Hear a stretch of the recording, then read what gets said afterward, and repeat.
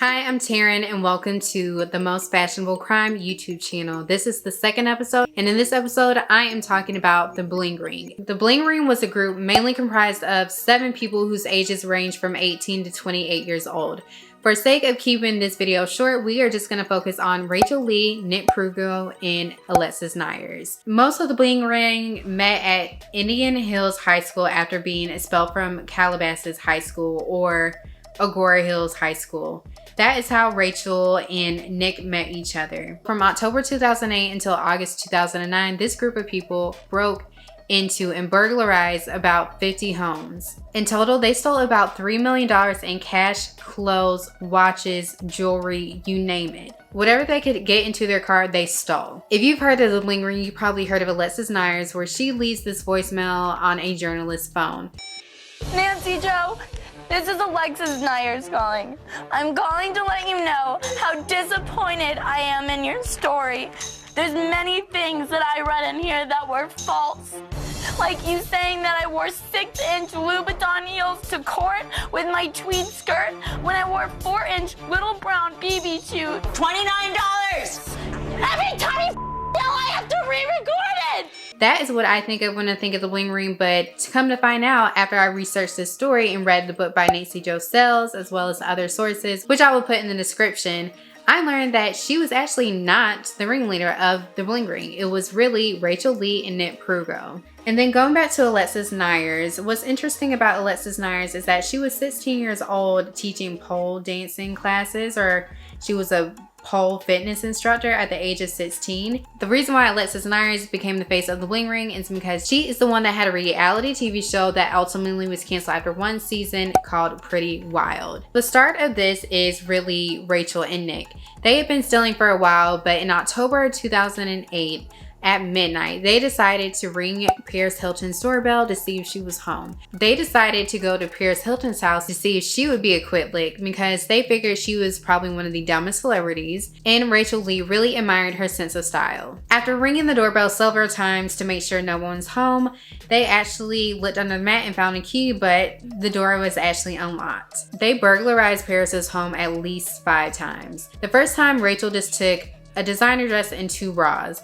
It's very weird to me that they took their underwear, but apparently this kind of shows to me that they wanted to be these celebrities, because I wondered why didn't they just steal the clothes from the stores that they shopped or something. But no, they actually wanted to be these celebrities. I'm sure they would have kept burglarizing Paris's home, but Roy Lopez Jr. stole $2 million worth of jewelry from Paris's home. Because they accessed her jewelry closet, Paris realized finally, after being burglarized several times, that she was robbed.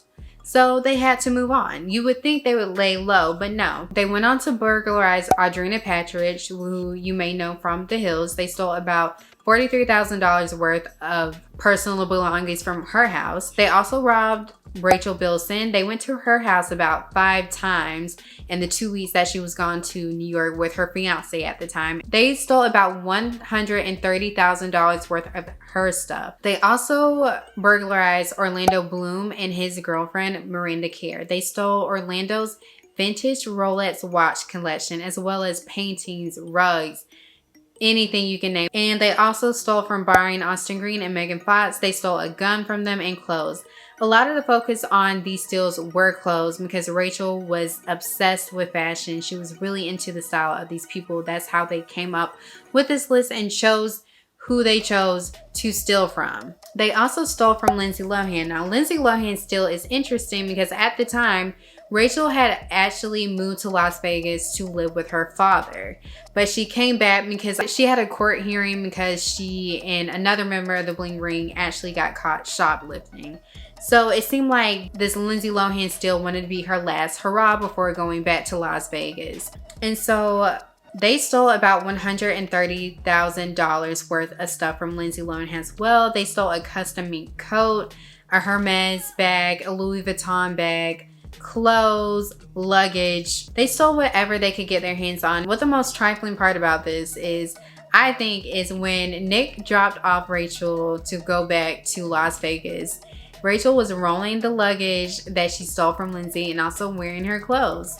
So they really were shameless. People also think that they probably burglarized the homes of Hayden Panettiere and Kourtney Kardashian. This group originates in Calabasas, California. Rachel Lee actually had money. She drove an Audi A4.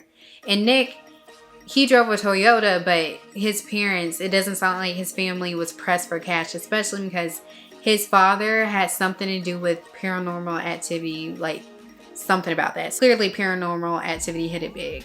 What kind of got me into the story is why would you steal? But they literally wanted to be these celebrities. Like, they were obsessed with these celebrities. From what I can tell, 2 out of the 3 people in this video that I decided to highlight have reformed, that being Rachel Lee and Alexis Nyers.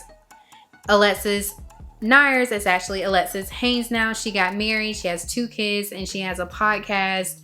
Rachel Lee is now working as a hairstylist, and Nick Prugo, it's kind of iffy about him. I heard that he was back in court in like 2015 for stalking and a sexual assault.